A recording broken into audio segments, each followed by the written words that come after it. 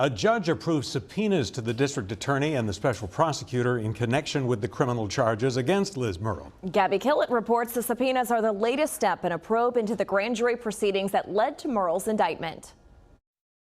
The horns of this dilemma is that there are grand jury issues and issues of secrecy with the grand jury. Appointed Judge Robert Chasson grants the request of attorneys for State Attorney General Liz Murrill to issue subpoenas, which will take a closer look at the grand jury proceedings that led to Murrill's indictment.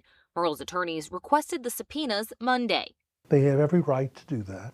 It's part of their discovery process to find out what type of case the government has, theoretically, or to find out whatever they want to find out with their subpoena request. The subpoenas, addressed to Special Prosecutor Lori White and District Attorney Jason Williams, request telephone records, text messages, and emails.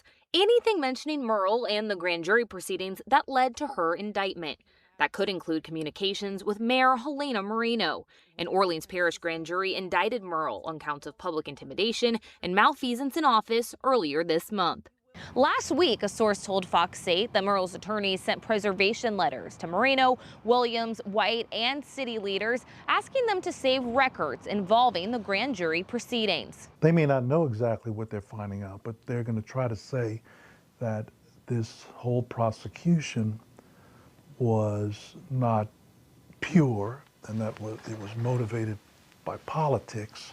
In the new documents requesting the subpoenas, Murrill's attorneys asked for correspondence between White and the DA's office. They're seeking anything that mentions Murrill's name, the indictment, or the grand jury. It also asked for correspondence between White and Moreno, Judge Leon Roche, and any other person outside of the grand jury White may have spoken with about the case. The documents also ask for any correspondence between DA Williams and the mayor, Judge Roche, Councilman J.P. Murrill, former Congressman Cedric Richmond, and State Senator Gary Carter.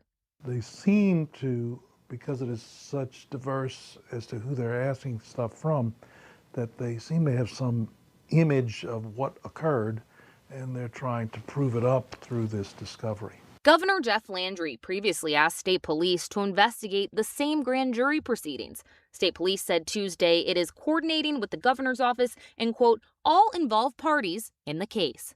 Reporting in New Orleans, Gabby Killett, Fox 8, Local First.